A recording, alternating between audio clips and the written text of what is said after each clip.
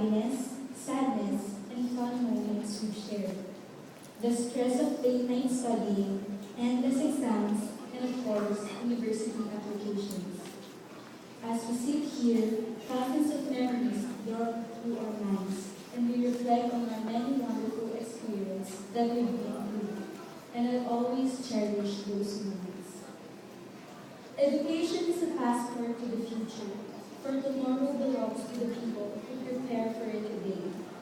When I hear that quote, I always remember what my father told me.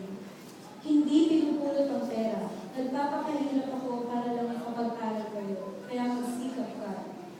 And that's true. That